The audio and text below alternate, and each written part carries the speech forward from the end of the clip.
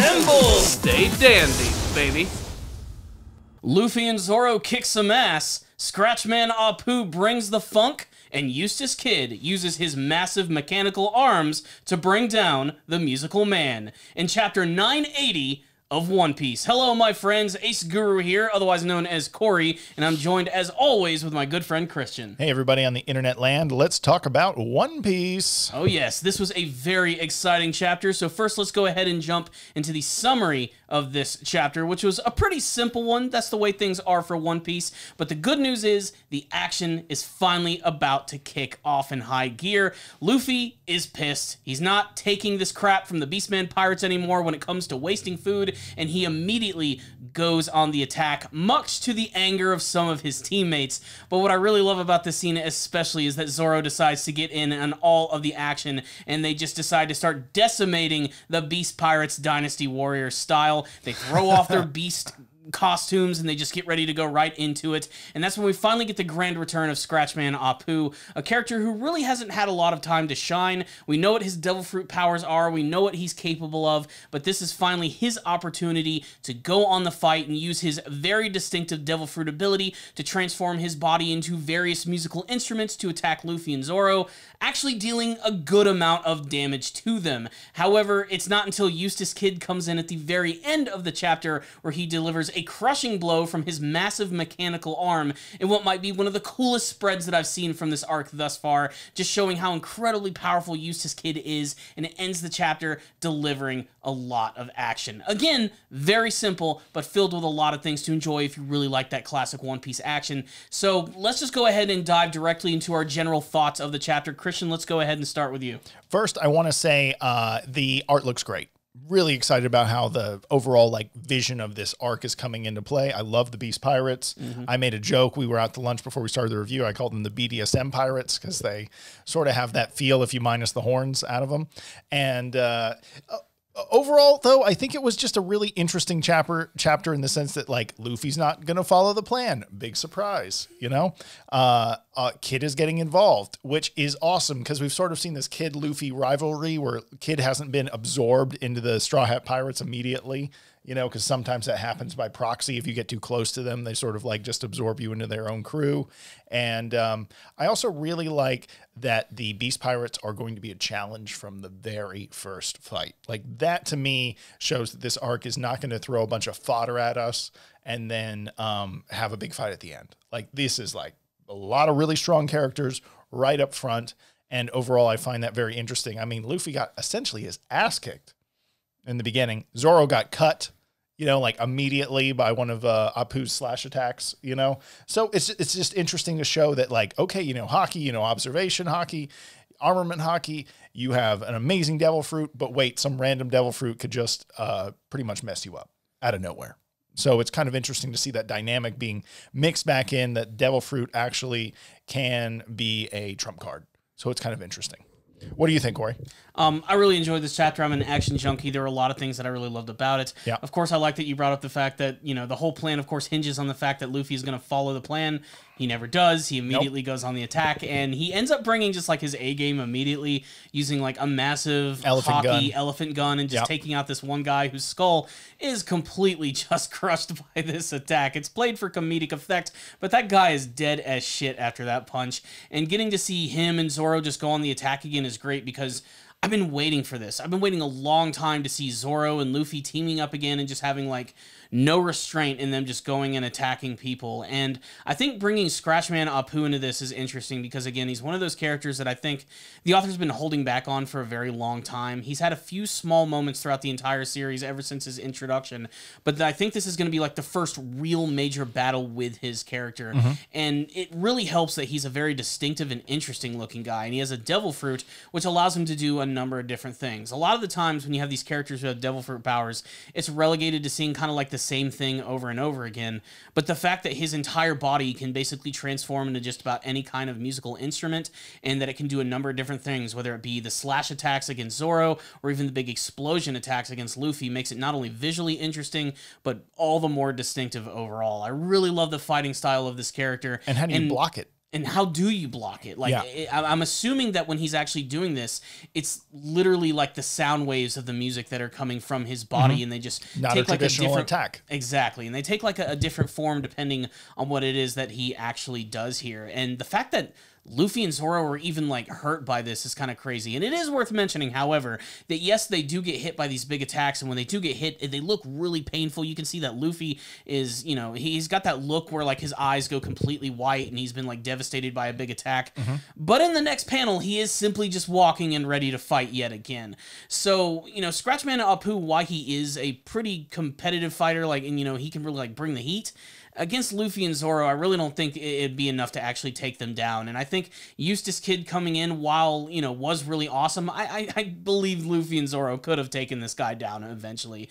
That being said, Eustace coming in and using his massive mechanical arm was a visual feast for the chapter. It looked really awesome and had a tremendous amount of detail in it, and I think that's something that a lot of the times is actually missing from the anime version of One Piece. Like, whenever you see like the arm of Kid, like when it's in its smaller form, it's very simple looking in the anime version. In the manga, there's a lot more detail into all the different objects that are embedded into that arm and all the different forms that they can actually take. But yeah, that final panel where he just like smashes Apu like with that big attack.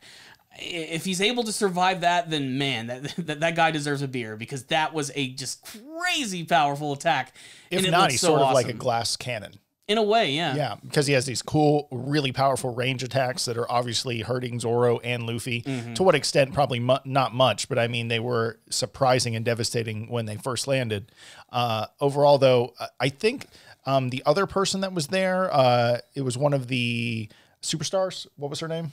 Or his name? One of the Novas? The Novas, yeah. The Supernovas was also there. One of the Beast Pirates. It was the big person in like the leather. Queen. Yeah. Queen being there shows that like those characters are not hanging back till the end. They're going to be involved all throughout the chapter, or all throughout this arc. Now that they're, and I honestly almost feel like this is no longer the Wano arc. This is like now the like next phase of this arc. And this is now like the Beast Pirate arc. Yeah. You know, it's kind of like, that's why I'm excited about it, because it almost doesn't feel like they're in Wano anymore. No, I mean, well, just the fact that they're at Kaido's hideout, Onigashima, you know, it already has like a different look to it and everything, which I think is visually awesome for all these battles that are going to take place. It's a really great backdrop for all these potential fights that are going to happen here. It is also worth mentioning that one of the big reasons that Eustace Kid decided to attack Scratchman Apu is not necessarily why he wanted to just, you know, take, save Luffy and Zoro. He wanted to go after this guy because he's one of those group that decided to just basically become Kaido's bitch.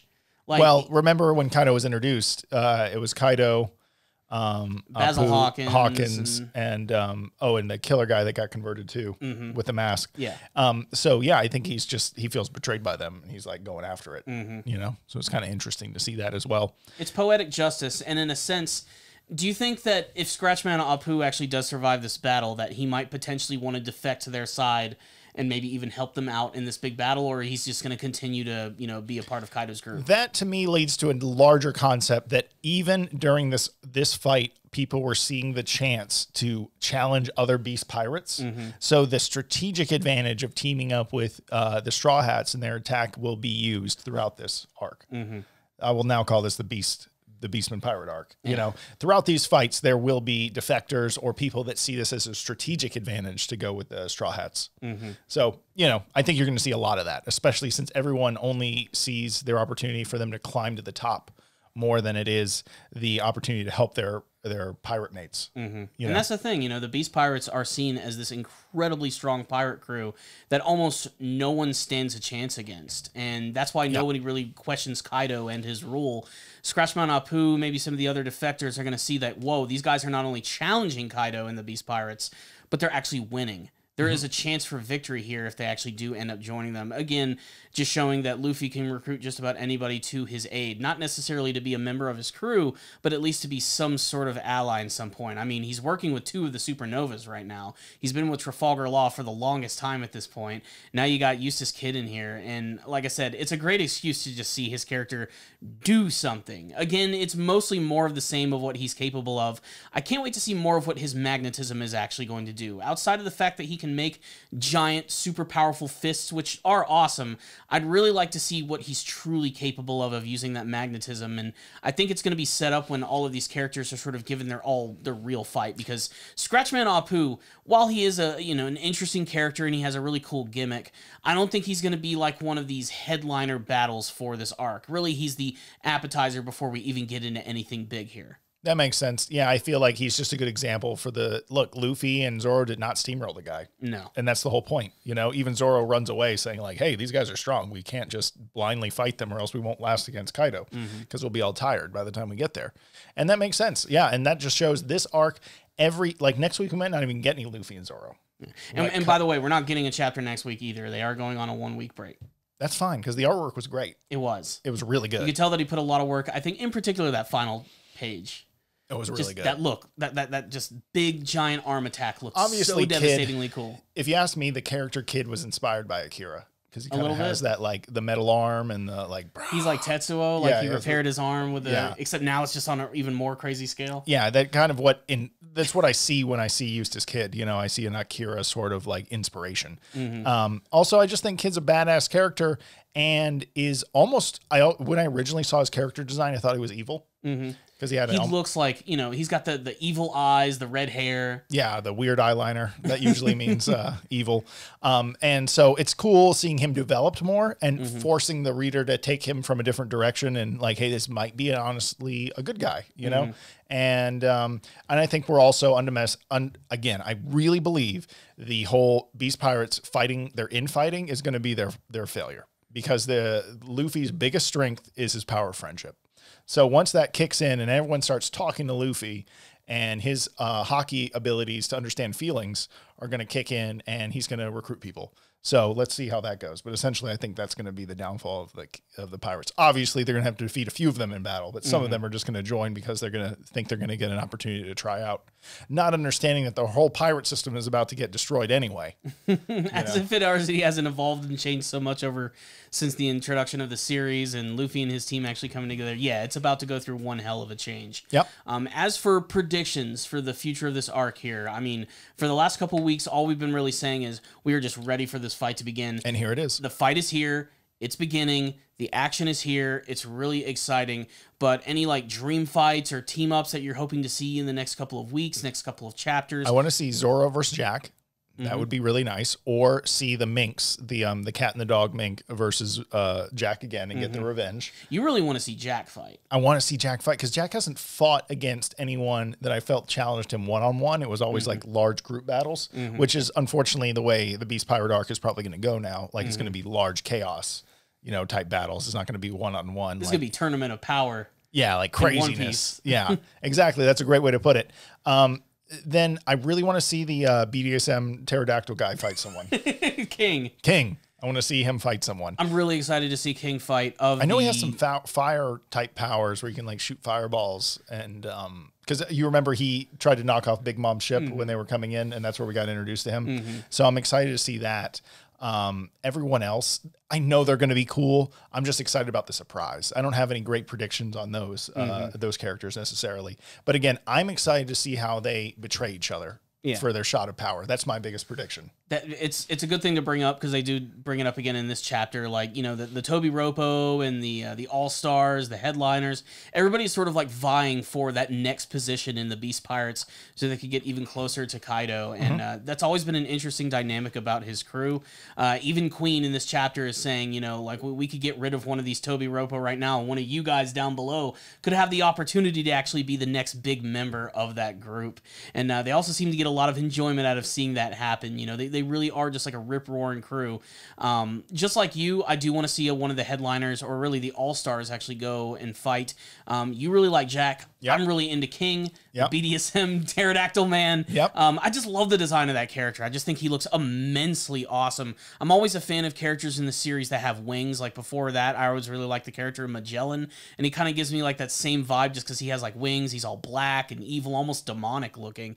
And I'm just really interested to see all the All-Stars fight because, again, the biggest gimmick of them is that they're all prehistoric type characters. They all transform into these dinosaur-like beings, and I can just imagine all of the really cool, like, sort of like matchups they're going to come with these characters. And King is devastatingly powerful. I mean, you got to remember, this is a guy who took on the Big Mom Pirates all by himself, and he's just an underling of Kaido. But again, that means that Jack and Queen are also going to be at least as strong as he is. I mean, we've already seen Queen in action going up against Luffy earlier on in the series. I don't believe Queen was giving it his all during that point. I think this was a moment where he was sort of not expecting Luffy to be as strong as he is. But the prospects are really high to see what's actually going to be happening next for the series. The good news is the action has finally arrived. Hopefully none of that action is going to dip anytime soon. I mean, let's be real. There are going to be moments where they're going to have to take a break, breathe a little bit, show us what the characters are doing, the things that they're going to be moving forward next in the series. I mean, we already joked about this at lunch. They're going to show the character of Yamato, the son of Kaido, and they're probably going to end up giving us backstory about his character in the middle of a giant action arc. It wouldn't be the first time that the One Piece series has done that, and a lot of the times it's a necessary evil. If you want to care about a character, especially one who is suddenly introduced at the last second, sometimes that is a necessary beast. And this is a beastly arc, so it's got to happen. Otherwise, I really enjoyed this one. It was simple but really entertaining, and like you said, had some amazing artwork, especially that final page of Eustace Kid just beating the shit out of Scratchman Apu. For me, this chapter is a 4 out of 5. I'm going to drop it down just a little bit because I wish that just a tad more would have happened. But still, as far as entertaining reads go, great artwork, awesome action, this chapter has it all. I'm going to give it a 5 out of 5. I thought it was exactly what I wanted. There was no battle plan talk. There was nothing except Luffy running in, kind of getting his ass kicked, and them realizing, hey, this is not a joke. This is the new world. This is going against one of the largest pirate crews out here. We're going to have to be a little more strategic with that. But the one thing I will say is it felt like half a chapter. It read so fast and so little happened, but the pages focused on it so much. By the time I was done, I was expecting some dialogue or something. And then no, just a giant Eustace Kid hand, messing up Apu. Well, there it is, guys. Yep. Those are our thoughts on the latest chapter of One Piece. But it's time for you guys to sound off in the comments section below. Tell us what you thought about chapter 980 of One Piece. Think about that for a second. 980. We're only 20 chapters away from the 1000th chapter of One Piece. That is going to be one hell of a milestone, and I really hope that the author is going to go crazy when we finally do get there. But until we do, let's just get excited for all the big battles that are coming here. Let's hear about your speculation, what sort of fights you guys want to see in the big finale of the Wano Kingdom arc, and of course everything that went down in this chapter right here. Sound off in the comments section below. Thank you guys so much for watching this review. Please subscribe to our channel for more videos just like this one. If you did like this video, smack that like button. Do it right now. It's super easy to do. Smash it. You will help support our channel, but one of the best ways to do that, aside from watching our videos, is to check out our Patreon and PayPal accounts. You can find links for all that stuff in the description box below. If you guys make a small donation to our Patreon, I will review an anime series of your choice. The next big Patreon review is going to be coming up very soon, so please stay tuned for that. Otherwise, that's all we got for you guys today. We'll see you all next time. And as always, stay dandy, baby. Bye.